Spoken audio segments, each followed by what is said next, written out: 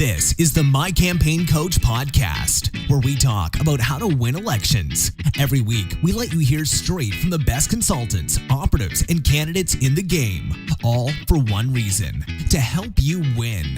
For more information about how we can help you win, visit mycampaigncoach.com. Now, here's your host, Raj Schaefer. Welcome to the How to Run for Office podcast from My Campaign Coach. Thank you to Campaign Sidekick for supporting this podcast and helping make it possible. Visit campaignsidekick.vote to find out how their best-in-breed voter contact platform can revolutionize your campaign and help you win.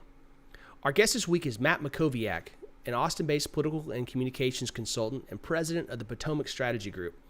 They provide political consulting to conservative campaigns as well as media relations and crisis communications assistance to companies, groups, and individuals. He has served in senior roles for 2 U.S. senators and a governor in the Bush administration and winning campaigns nationwide from the smallest to the largest. Matt has developed a deep network of media and political relationships nationwide. It's not uncommon to see Matt on Fox, MSNBC, or BBC News, and his written work appears regularly in a number of large newspapers.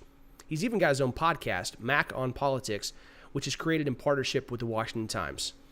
Matt, thanks for joining us on the podcast today. Hey, Raz, it's my pleasure. So you're one of the first guys that we've had on who focuses most of their experience and their professional focus on communications. And you specialize in that, doing an incredible number of different types of jobs and working for some really incredible people. Talk us a little bit through how you got started in this and a little bit of your background and familiarize the audience a bit with your awesome resume. Sure. It's a pleasure to be with you. You're kind to say that.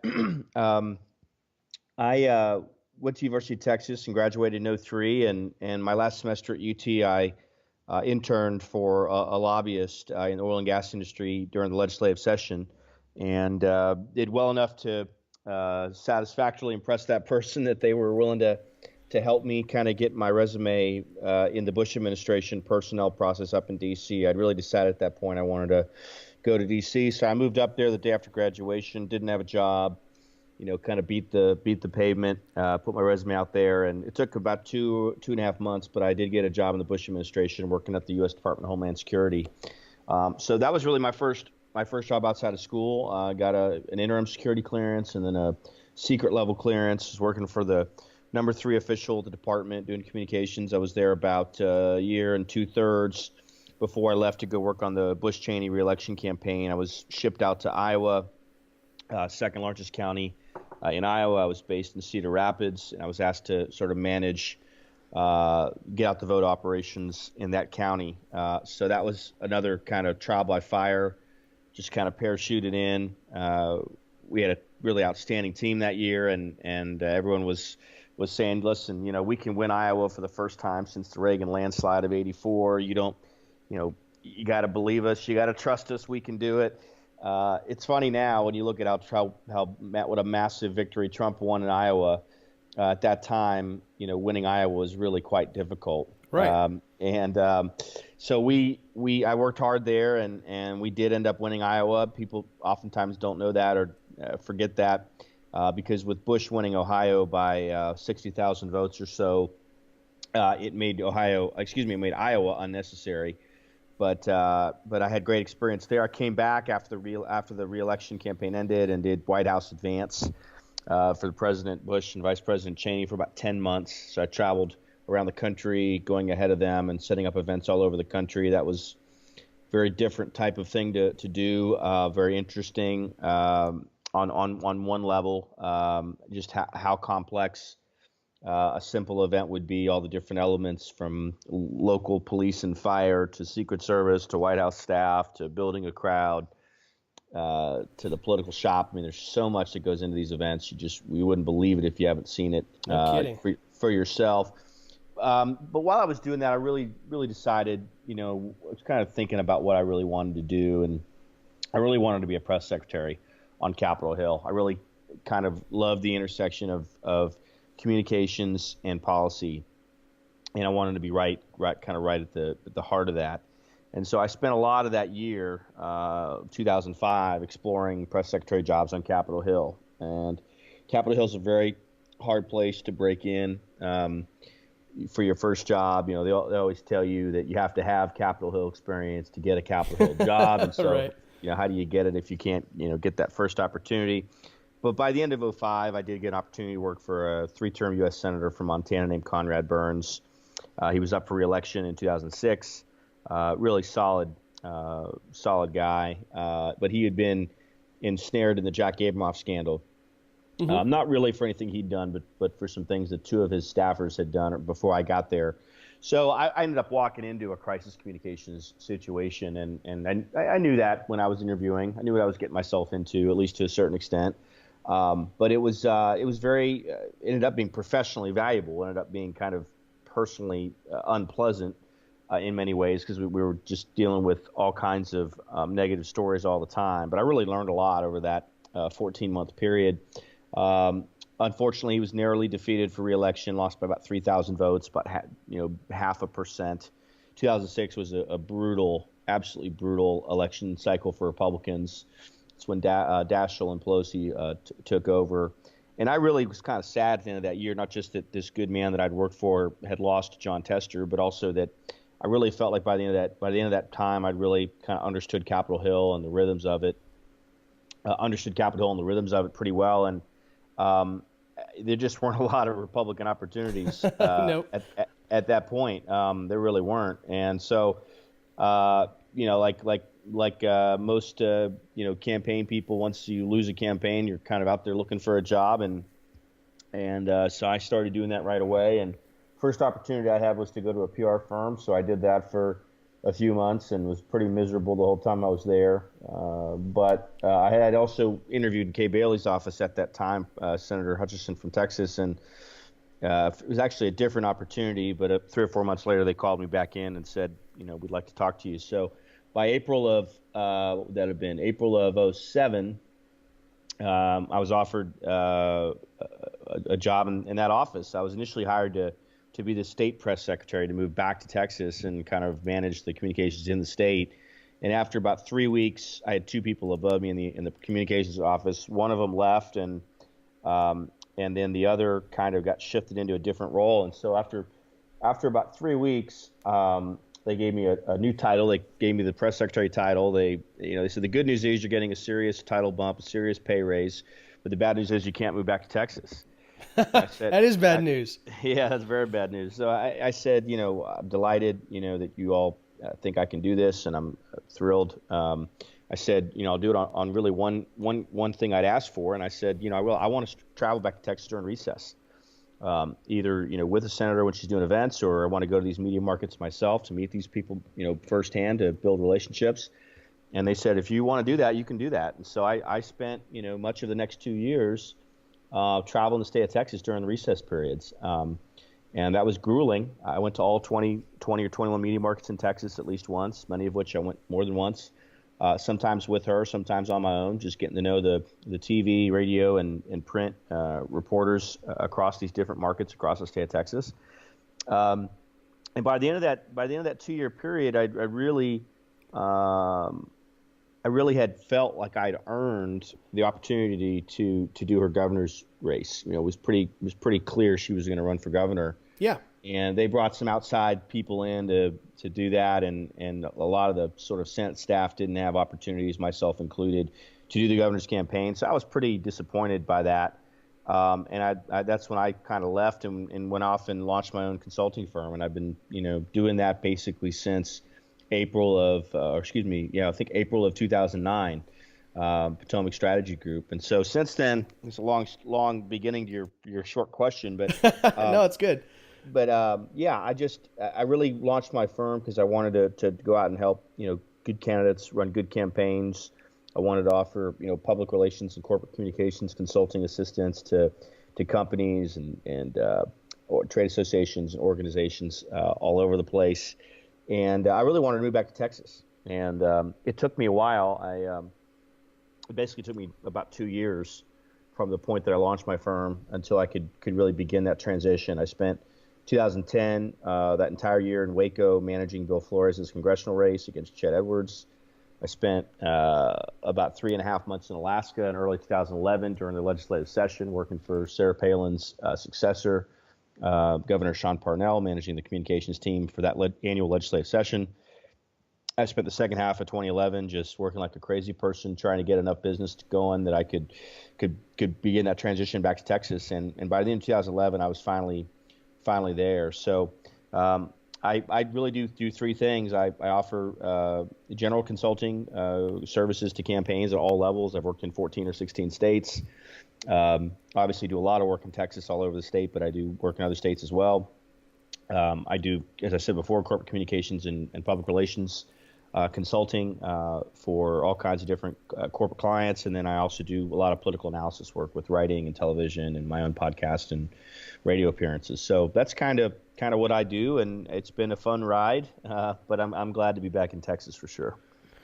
That's awesome. You definitely have quite a bit of experience on a whole host of levels, from doing the advanced work, which I got a taste of working for Senator Cruz, and I know you got to spend a lot of time working with our mutual friend Bruce Redden when you were on Senator Hutchinson's staff, when he was running around with her, and Bruce taught me a lot about the advanced work side of things, and everything from working in the national security side to now having your own podcast and work with the Washington Times to spread a bunch of good information and running some news stuff here in Texas. That's some pretty wide-ranging, pretty important stuff you got to do over the last few years.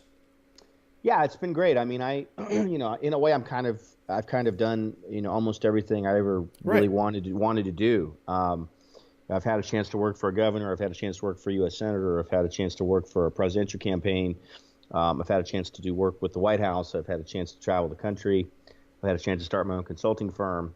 I've had a chance to be on television and be, printed in major newspapers. And so it's been great. I mean, I really don't have any, I can't possibly, have any complaints. You kind of got to check all those major boxes you start out with on your to-do list.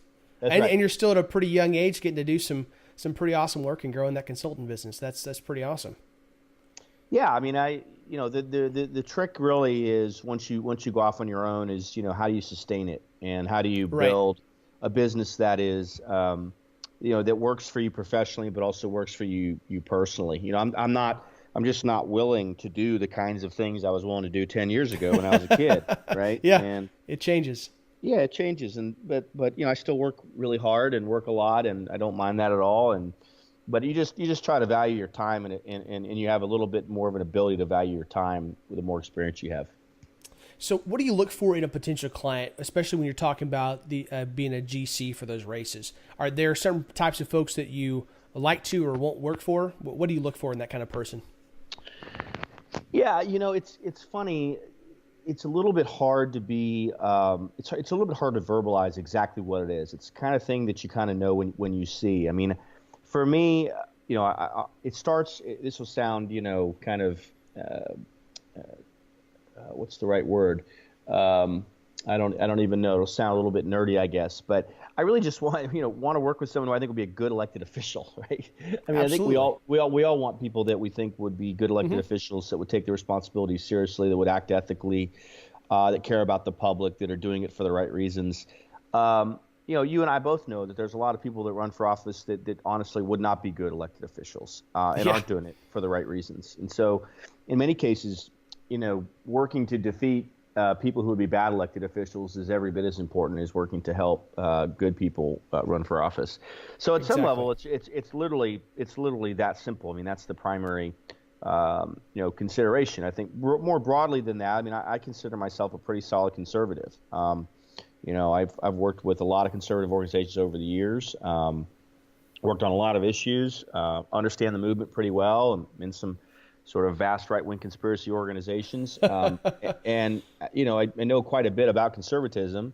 And so I do believe that the conservative ideological viewpoint is the best way to expand opportunity for people. So I really do want to work for conservatives. Does that mean that I always work for the most conservative candidate in every race? No, it doesn't necessarily mean that. And it's a continuum. I mean, you don't always have a chance to work for perhaps the most conservative person, or it could be that the most conservative person is maybe not going to be able to win or not going to be a good elected official for one reason or another. So you constantly have to kind of evaluate these different folks along a continuum. Ideology is part of it, candidate quality is part of it, their personality is part of it, The relationship the consultant has with the candidate is part of it. There's other factors. Can they raise money? Are they willing to work hard? Are there any other considerations? There's a lot to consider. But the way I look at it as a consultant is I really want to be someone that that really believes in the candidate and is helping them. I never take on a race and look at it just in terms of what I can earn from that one race. I mean, as I look at the older consultants in my line of work, the ones that are most successful, the ones that build up a client base of winning candidates that stay with them for years and years and years. And that's honestly how I'll get to a point where my consulting business is really quite sustainable. It's not about every 2 years going out and recruiting new long shots. It's about stable, steady incumbents, and maybe pick up one or two challengers here or there. But so for me, I try not to look at it in terms again of what does one race mean to me. It's more about, can this person do a good job? Can they win? Are they committed to running a real campaign? Do they have the candidate strengths? Are they willing to work hard? Are they willing to put a good team together? And from there, you kind of lock arms and march toward election day together. I'm definitely a fan of making sure you always work for somebody who you believe in. I don't think you can do a good job in this line of work on a consistent basis if you don't have that kind of filter you run them through. And I know there's some people that they'll take the one off, or maybe they'll even make a lot of their business out of just the guy that can cut them the big check. But I just don't think that they last very long. And I sure don't think they're very good at their job long term. No, that's right. And you add to that just the fact that generally self-funding candidates, generally are not able to, in many cases, are not able to sell themselves to voters. Yeah, they just have a harder time connecting a lot of the time with the average Joe that you can't imagine cutting a 6-7 figure check to their own campaign. That's exactly right. And keep in mind, I mean, fundraising and earning votes both require a similar ability to sell yourself. I mean, it's perhaps different because donors are maybe looking for different things than voters are looking for. But in either case, you're trying to sell yourself as a candidate, your vision, why you'd be the right person, what it is you want to do if you get elected. I mean, it's true whether you're talking to a donor or whether you're talking to a voter. And so if self-funders don't have to go through the process of raising money, they don't have to kind of learn how to sell themselves. And then they get into this sort of position where they think that their money can make up for campaigning and make up for door knocking and all the sort of ground game aspects of real campaigns that generally determine who wins and who loses. And so, I'm not going to pretend money doesn't matter. It does matter. Unfortunately, it matters more than anything else. But it is not. It is necessary, but not sufficient. It does not, independently by itself determine who wins and who loses. It's one important factor. But you're right. And I think this is really an important thing. No matter how old you are, I mean, you have to be passionate about what you're doing. And one of the things I've enjoyed about having my own business is I've had an ability to really, take on clients that I do believe in and say no to things I don't want to do. And the older I get, the more experience I get, the more successful I get, the greater freedom I have to say yes and say no to different things. Now, when you're talking about building that communications ability, in this context, looking at the voters and the donors, being able to sell yourself directly, because if you can't do that to a voter or a donor, you're sure not going to be able to do it to the media or on a debate stage. So when you're working with a campaign, especially a first-time candidate, what do you think are some good ways to help prepare them for that, help make sure they actually understand the fundamentals of communication? Yeah, I mean, on some level, it's really as simple as, do you know what you believe and can you communicate it effectively? And what's interesting is a lot of candidates, particularly first-time candidates, they may have a couple issues that they're well educated on, but there's a lot of issues that they're not well educated on. Right. And a lot of them aren't consuming the news, minute by minute, hour by hour. They're not following, everything that's going on. I mean, look, it is very hard for the average person, even someone who's interested in politics and maybe wants to run for office, to constantly be monitoring what's happening at the local level, the state level, the federal level, in their campaign, in their family. There's a lot there that's happening, and so you can miss things. And so, someone like me, but also other types of people that are involved in the campaign, are there to help prepare a candidate when they're doing an interview, when they're doing a forum, when they're doing a debate, to make sure that they're totally up to speed on the kinds of things they're likely to get asked about. Generally, you look at an issue matrix in terms of, what are the 5 or 10 most important issues? What are the areas on these issues where we want to be on offense? And then what are the areas where we might have to be on defense? And you try to sort of prepare the candidates so that they know how to handle all those different situations. In the current environment, given the environment we have with Trump, it creates, in a way, kind of an even more complex situation for Republican candidates, because our voters are generally very supportive of Trump. The Democrats and independents and the media are obviously fully opposed to Trump. And in some cases, there are things Trump's doing that may not fully align with what conservatives believe. And so it can put Republican candidates in a unique position where they have to choose between their ideological views and their principles and what the leader of the party and the leader of the country is proposing. So, that's something I try to help candidates work through. It's a constant. It's a situation that requires constant updates and tailoring and adapting because the situation is constantly changing. But that's really, look, the beauty of politics to me is it's about constantly adapting, in the sense that the situation always changes. There's news breaking all the time. There's political dynamics shifting all the time. There are new problems popping up. There's new technology, new solutions, coming online. There's so much that's constantly changing, and the elected officials that are most successful are the ones that are most in tune with what's happening, what these changes are, and how they can find a way to work through these difficult issues and these difficult environments. And that's again, hopefully, where if you have good consultants who understand how to communicate, who understand the media, who understand issues, and who understand what that candidate believes. I'm not there necessarily to help change their mind. I'm there to help them communicate what they believe and what they want to achieve the best way they possibly can, to minimize the likelihood they make mistakes and to maximize the strengths that they have as a candidate. That's one of those things that always fascinates and keeps me really engrossed in politics, is, like you said, how everything is different every time. And it's one of those things that connects it with military strategy, in that we're fundamentally dealing with the same thing. We're talking about humans. We're talking about earning votes and their confidence. And human nature's been the same as long as we've been breathing air, and it will be as long as we're on this earth. But what does change is the tools and the atmosphere and the passions of the moment.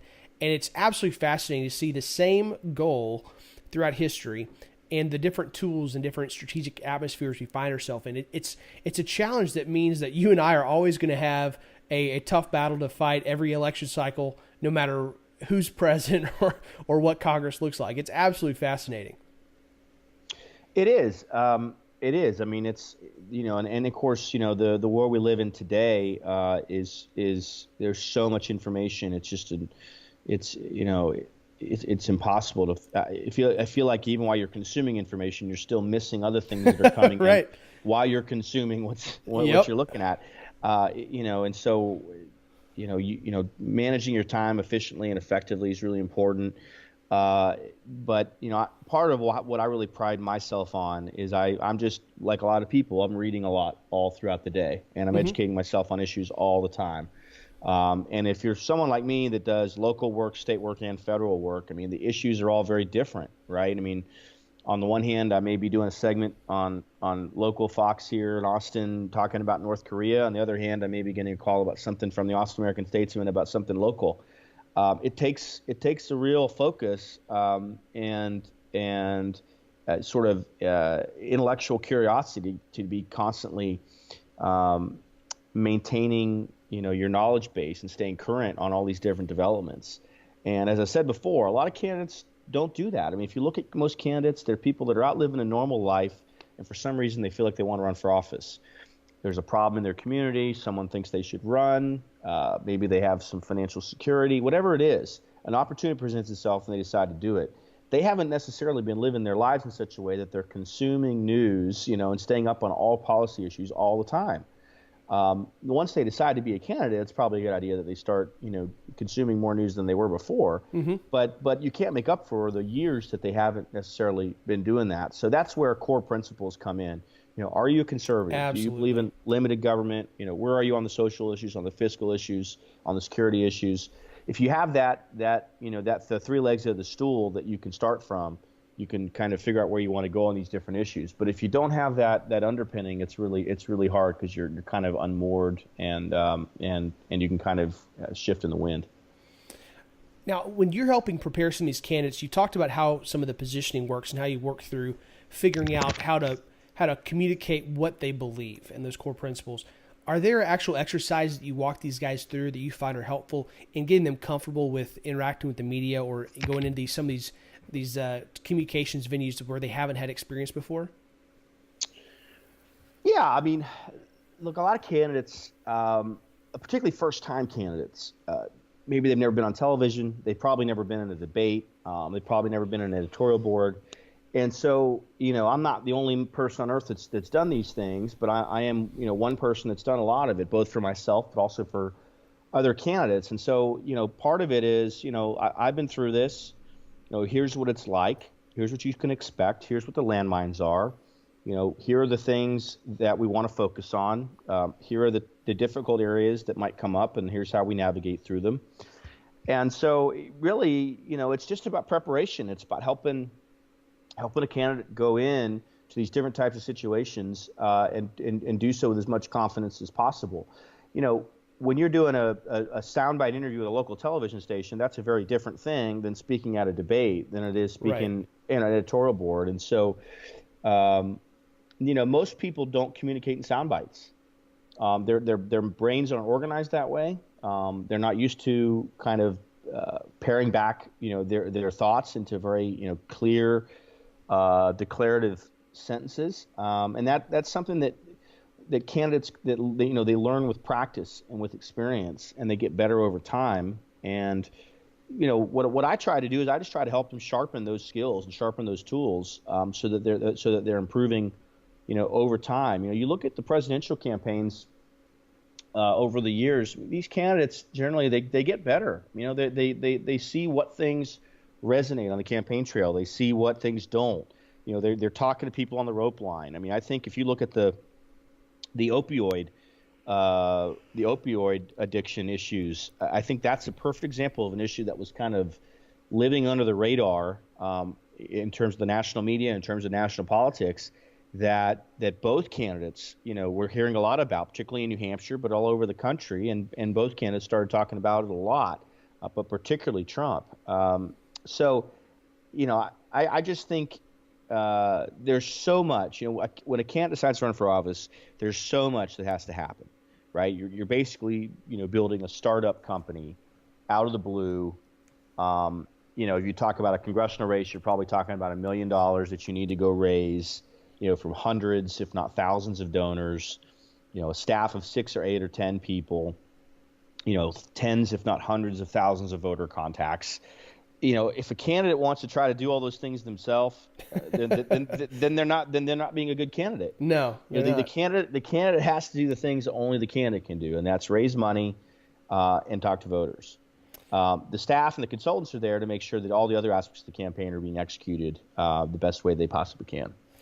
Yeah, I think that too many people underestimate the amount of time that it takes to distill a message down into an effective soundbite. And one of my favorite stories about that is actually from Mark Twain. He wrote a letter to a friend, and it was a long letter, and he basically said that he apologized because he didn't have time to write a short letter, so he wrote a long one.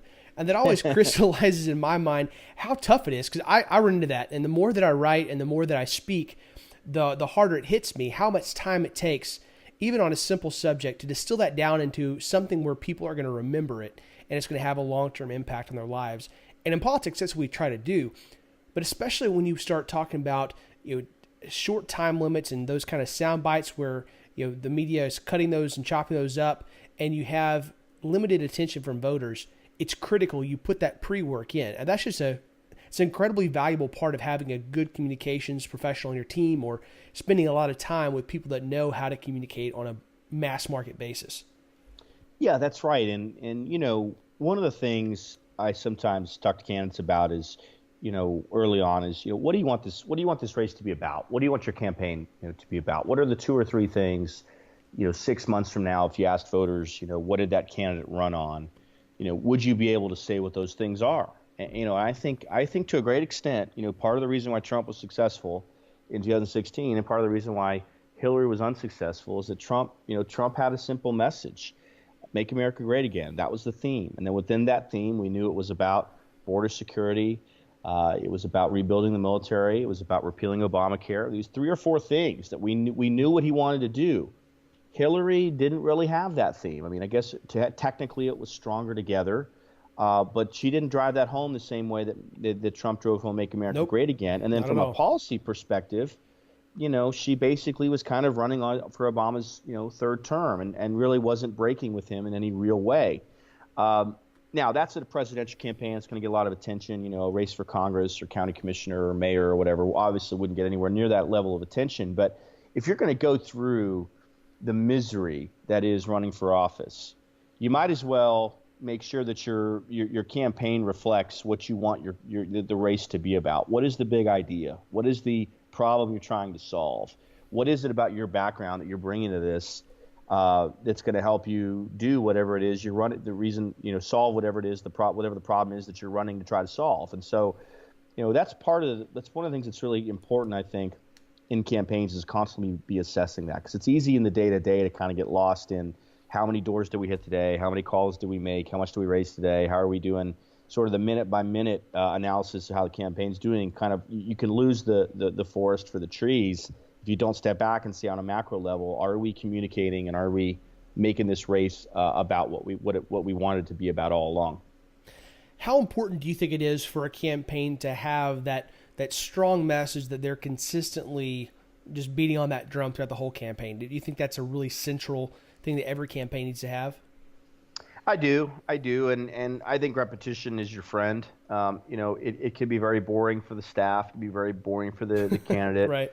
It's obviously very boring, for the media, but it's really important. I think most voters are not paying close attention.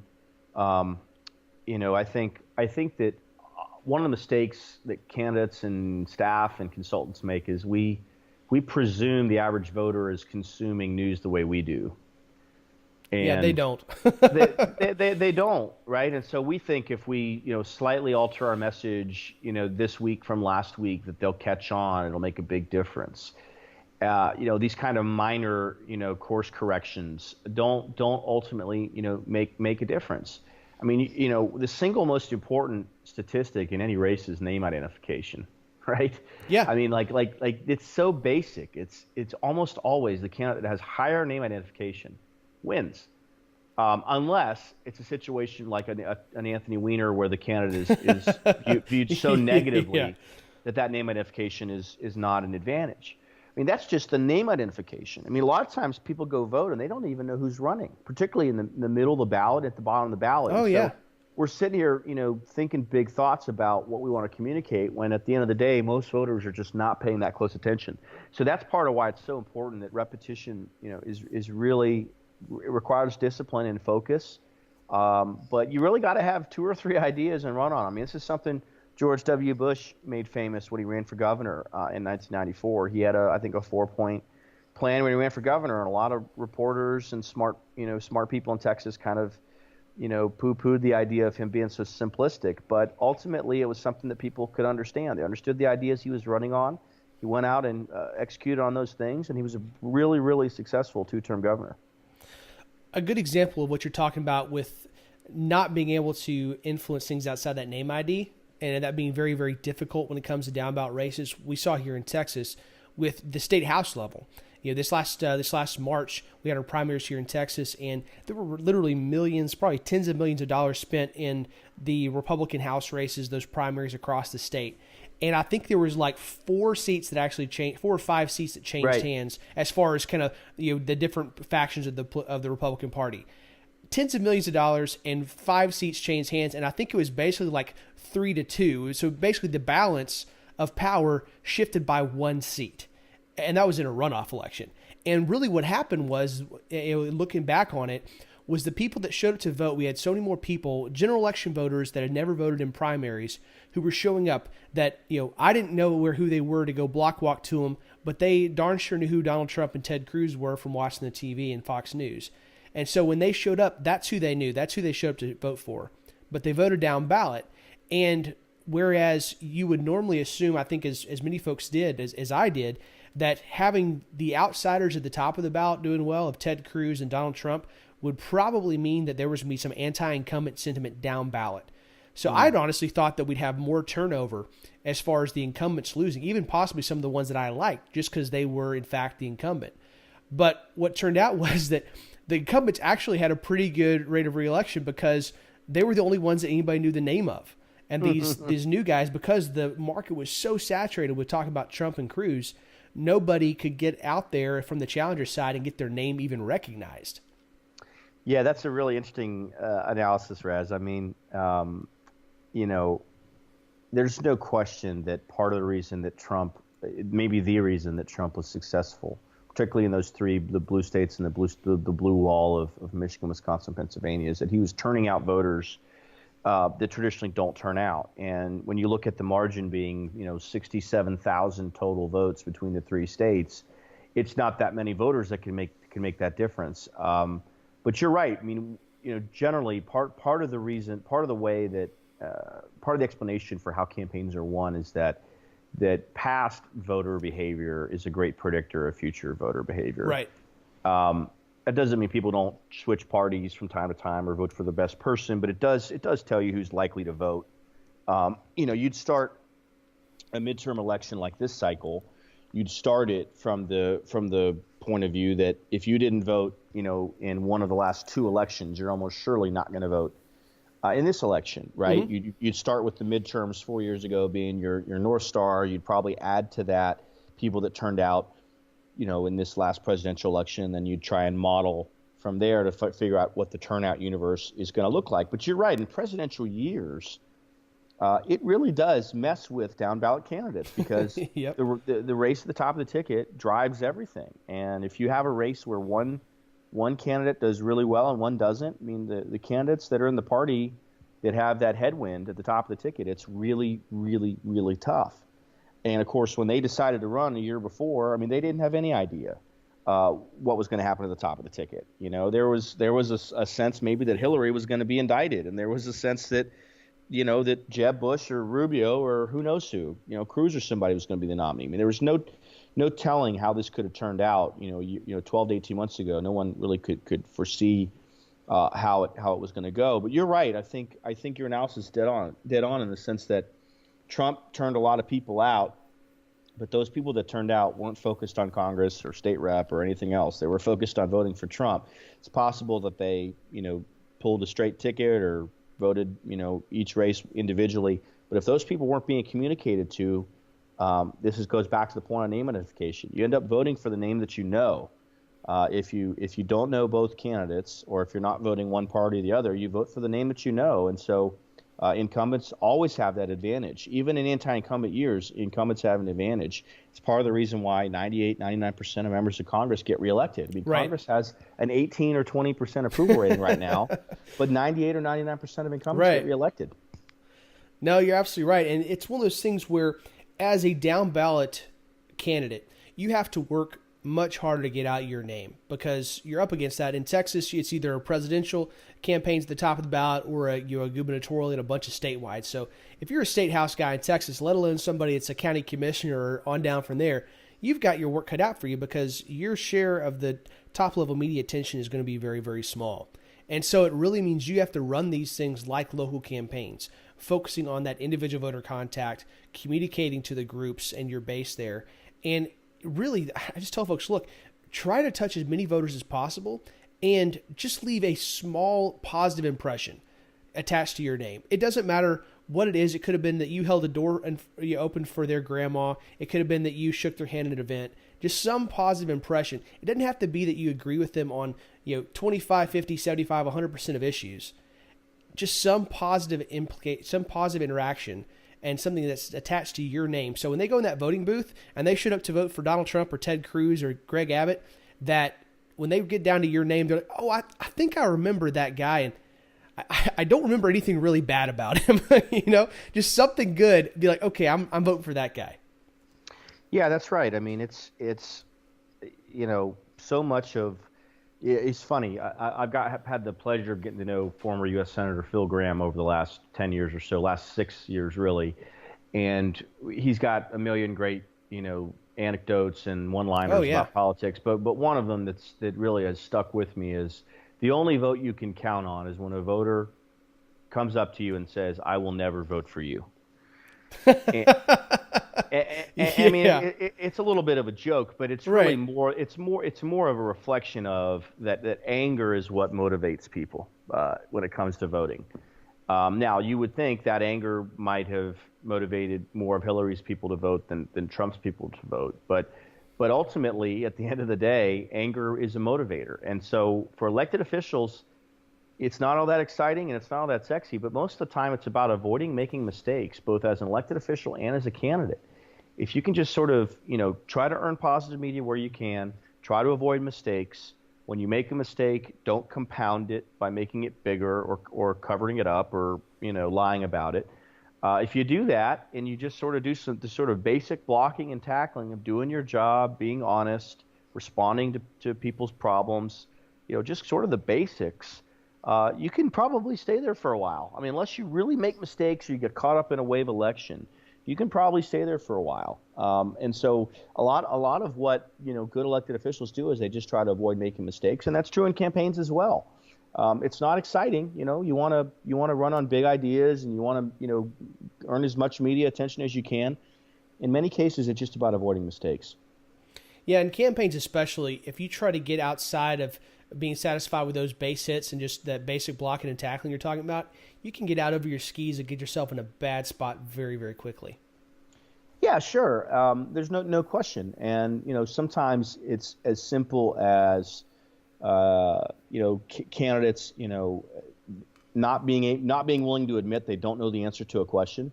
I mean, a lot of times I think the average voter doesn't mind if a candidate doesn't know the answer. Right. Now, if it's something basic, something fundamental to the job, something central to their campaign, I mean, that can be a problem. But a lot of times you get in trouble when you go beyond what you know to be true, or when you try to hit a home run when a stand-up double, would do perfectly well. I look back at this example of Joaquin Castro, one of the Castro twins, a couple weeks ago was on MSNBC, and he said, he would be surprised if Trump White House personnel don't end up in jail over the Russia situation. That's a situation where, I mean, there's about 8 problems with him saying something like that, right? I mean, the first is that, he's on the Intelligence Committee that is investigating this matter right now. That would be like a judge, in a pretrial hearing saying, I'll be really surprised if the defendant doesn't go to jail. Right. So not exactly unbiased or given a fair shot. No, there's that. There's that problem. Number one. Number two, he's a backbench member of the committee. He's lucky to be there. He just got on Intel in January. So he's trying to sort of play to the cheap seats. He's trying to get attention. He wanted to, be seen as the most anti-Trump person in Congress as a Democrat. Again, he could have just stayed within the facts, said, look, we're learning more about this. Whatever he wants to communicate, he can communicate. But by taking it 2 steps further than he did, it opens him up to all kinds of questions and all kinds of scrutiny. And in fact, the ranking Democrat on the Intel Committee, Adam Schiff, said later that day that he would not have used that kind of language, and that he didn't think that was the kind of language that members of the committee should be using. So to get sort of, he forced his own ranking member to slap him down because he tried to hit a home run when hitting a stand-up double or even a single would have been sufficient. We've talked a lot about the 16 election and all the stuff that was different about it because of Trump and the crazy things that happened last year, all the wild cards that got played. Do you think that some of that is going to be just the new normal, or what do you think is going to be the real rule changes that come forward from 16, and what do you think is going to kind of go back to normal? So this is a great question, and honestly, it's on some level, it's the most important question in politics right now. We don't know if Trump has fundamentally changed politics, or if his candidacy was a one-time situation.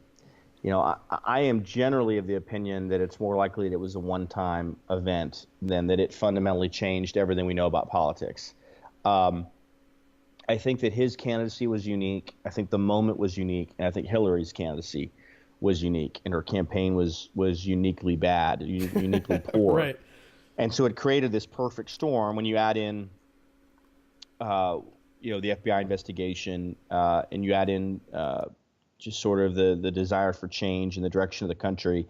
It created this perfect storm where Trump could very narrowly win those 3 blue states and claim the presidency. So the midterms, the real concern the Republicans need to have about the midterms is if Trump's base doesn't turn out because Trump's not on the ticket because it's a midterm election, and if Republicans aren't enthusiastic because the Republican Congress doesn't achieve what they promised they would deliver on, and if Democrats are motivated because they want to try to rebuke Trump, I mean, that's the kind of perfect storm that can result in a pretty significant pickups for the Democrats. I don't think they can. As of right now, I don't think they can pick up the House. I think the margin is too large, and the Senate map is impossible for them. They've got 10 seats with Democratic incumbents running in 2018 from states that Trump won, 5 of whom he won with over 54%. North Dakota, Montana, West Virginia, Missouri, and Indiana. And they're only really defending one truly competitive seat in Nevada. Now, there's a possibility that Arizona could be ultimately somewhat competitive. But even if they flip Nevada and Arizona, that still doesn't get them there, and they still have to defend 10 seats. So the Senate, I think, is safe no matter what. The House would have to be just an absolute tsunami. But it does raise this question of what are the midterms going to be about? Are they going to be about Trump? Does he find a way to deliver on repealing, replacing Obamacare and tax reform? Does he get infrastructure through? Does he do something about border security? What happens on these complicated foreign policy issues? There's a lot there that's happening, and I think right now we can focus on a special election in Kansas or special election in Georgia and pretend it tells us, something profound about what's going to happen, not 12 months from now, but 18 months from now, is when we're talking about the midterms. We're talking about 18 or 20 months from now. We're not talking about, anytime soon. So the political environment, I think, is going to be very different from where it is now. It's impossible to predict. Trump, again, I often describe him as a 100-year flood as a candidate. I mean, there's a lot of people out there right now that think they can be the next Trump in their own state, because they're bold and they're brash and they kind of have this nationalistic, populistic, viewpoint. Trump, you can't recreate it, right? I mean, you have someone who has universal name identification, who can put hundreds of millions of his own money into the race, who can dominate the media, who can manipulate the media the way that he did very, very skillfully. The average candidate in whatever state is not going to have anywhere near those kinds of skills and strengths and attributes. They're just not. I mean, they might have one or two here or there that are applicable, but they're not going to have the same mix of everything that Trump brought to his candidacy. So I think we can overlearn the lessons of 2016. I'm not sure that it's going to say all that much about 2018 and 2020. I mean, generally, the party in power loses seats in the midterms. And so I think Republicans should be prepared for some headwinds in the midterms. Exactly how strong the headwinds are depends a lot on what they do over the next 6 to 9 months throughout the rest of 2017. Yeah, I think a lot of it comes down to, the Republicans actually follow through on the promises they made on the campaign trail?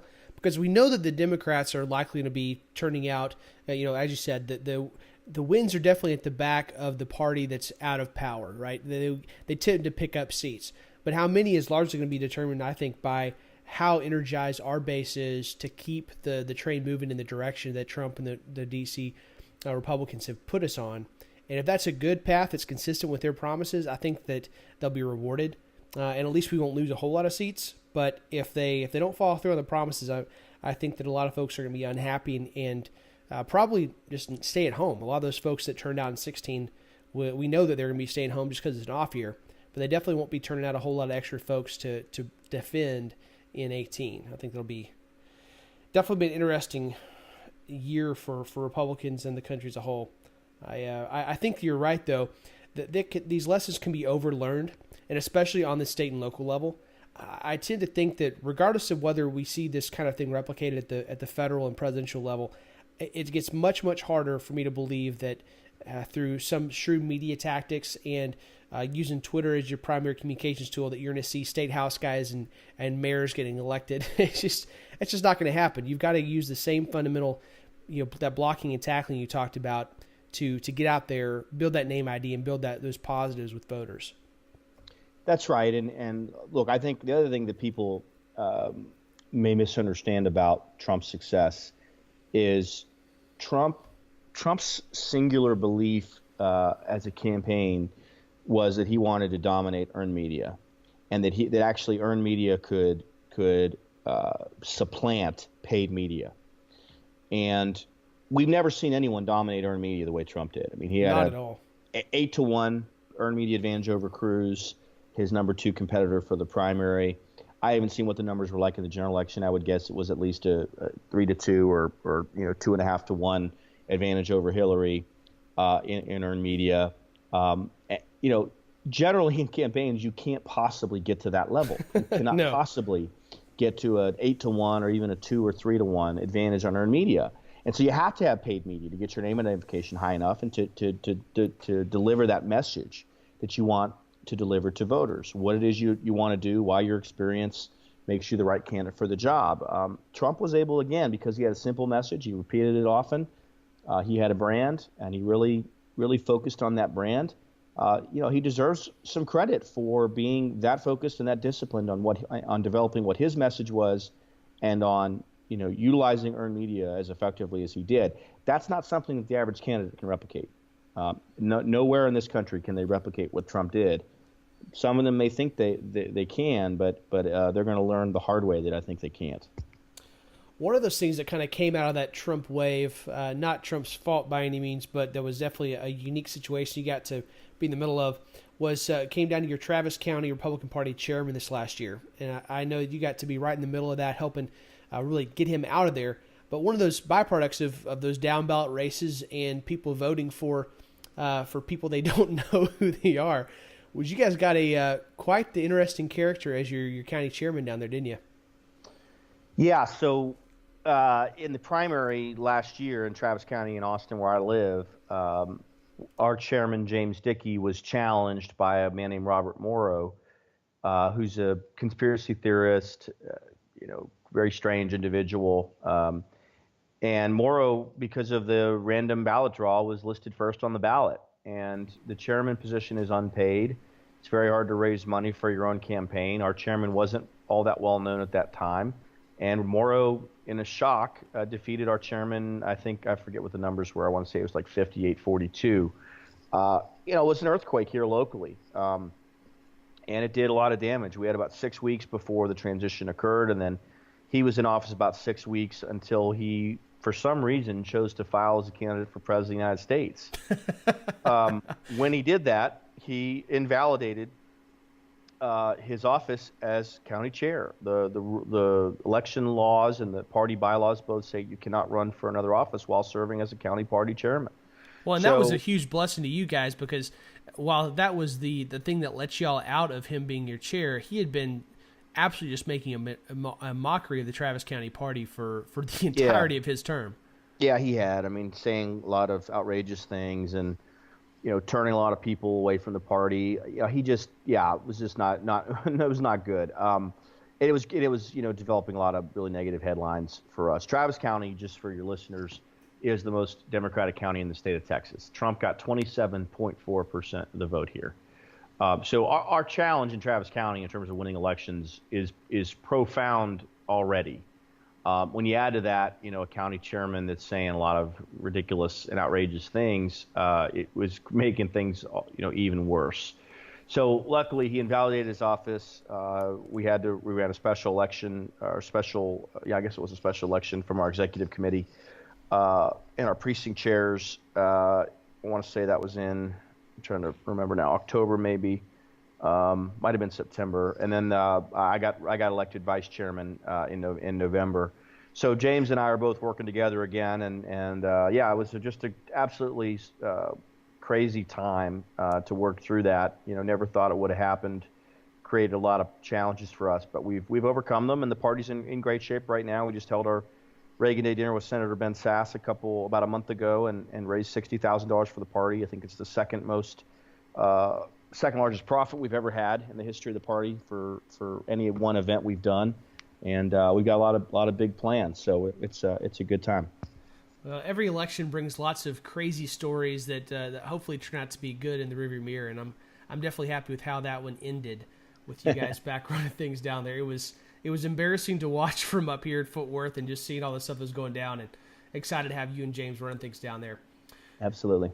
So as we're wrapping up, where can folks find you online if they want to reach out, if they want to subscribe to Must Read Texas and listen to your podcast and get some more information about how you can help their campaign? Yeah, I appreciate that, Rez. So I'm pretty active in a lot of different ways, and there's a couple of things that might be of interest to your listeners. The first is that I do have my own podcast called Mac on Politics, M-A-C-K on Politics. It's available in the iTunes Store. It's Google Play, Stitcher. It's also available online at maconpolitics.com. I have a weekly column in the Washington Times every Thursday. The column and the podcast are both available at maconpolitics.com. As you mentioned, I have a morning newsletter that we send out every weekday about Texas politics. It's called Must Read Texas. And you can sign up for that at mustreadtexas.com. I'm also really pretty active on Twitter if people want to follow me there. There's a lot that I put on Twitter, things I think that are interesting. You can follow me at Matt Mackowiak. It's Matt, last name is Mackowiak. That's perfect. Well, I really appreciate you joining us today, Matt. It's been a pleasure, and definitely you've shared some great insights for folks who are looking to have a better communication strategy on their next campaign. I just want to direct our listeners to check out mycampaigncoach.com to sign up for our weekly email so you can get all the latest content that we're putting out here. Check out Matt's information at Must Read Texas and his and Mac on Politics to get his podcast and weekly column, and we'll talk to you all again next week. Please subscribe and rate us on iTunes to help spread the word. We'll be back with you next week with more campaign insights from My Campaign Coach.